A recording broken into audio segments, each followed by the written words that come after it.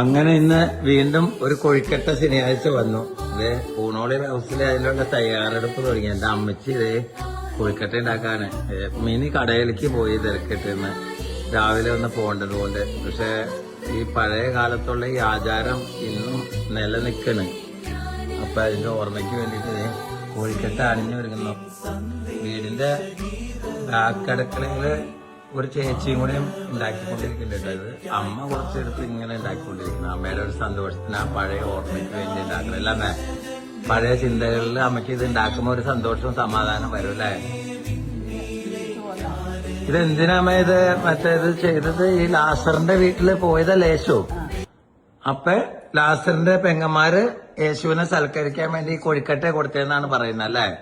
കൊഴുക്കട്ടെ കൊടുത്തു, സുഗന്ധതൈലം ദ്രവ്യങ്ങള് വെച്ചു കൊടുത്തു. ഓ ഓ ഓ അതിന്റെ ഓർമ്മയ്ക്ക് സുഗന്ധപൂരിതമായിട്ട് ഈ കൊഴിക്കട്ടയുടെ ഉള്ളിൽ നമ്മള് ഈ തേങ്ങയും ശർക്കരയും വിളയിച്ച് ഇലക്കൊക്കെ മിക്സ് ചെയ്തിട്ട് ഇട്ട് വെക്കും അല്ലേ? എന്നിട്ട് അത് തിന്നു കഴിയുമ്പോ നമ്മള് നമുക്ക് സുഗന്ധ പുഷ്പങ്ങൾ ഇടാനില്ല.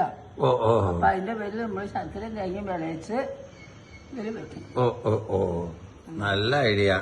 എല്ലാ കാലം ഇങ്ങനെ ഓരോരോ ഇതില് ജീവിക്കട്ടെ. യേശുവിന്റെ ജെറൂസലേം യാത്രയ്ക്ക് യേശു തയ്യാറെടുപ്പ്. യേശുവിനറിയാലോ വരുന്ന ദിവസങ്ങളിലൊക്കെ താൻ അനുഭവിക്കേണ്ട പീഡനങ്ങളും കാര്യങ്ങളും ഒക്കെ. അപ്പൊ അതുകൊണ്ട് കൂട്ടുകാരന്റെ വീട്ടിൽ ചെന്നപ്പോ ഉണ്ടായ ആ ഒരു സാഹചര്യത്തെ അവര് സ്വീകരിച്ചത്. കൂട്ടുകാരൻ ലാസറിനെ ഉയർപ്പിക്കാൻ വേണ്ടി പോയപ്പോ അവരുടെ പെങ്ങന്മാര് സ്വീറ്റ്സ് ഉണ്ടാക്കി കൊടുത്തു എന്നാ പറയുന്നത്. അത് ഈ കോഴിക്കട്ടയാണ് മറുത്ത ഓടി പോയി ഉണ്ടാക്കി കൊടുത്ത യേശുവിന്. അപ്പൊ നമുക്കിത് ഫോളോ അപ്പ് ചെയ്യാം. എല്ലാവർക്കും കോഴിക്കട്ട ഉണ്ടാക്കി ഈ കൊഴിക്കട്ട ശനിയാഴ്ച ആചരിക്കാം. നന്ദി അമ്മ ഉണ്ടാക്കിക്കൊണ്ടിരിക്കട്ടോ. അടിപൊളിയായിട്ട് ഉണ്ടാക്കി എല്ലാവർക്കും കൊടുക്കാം.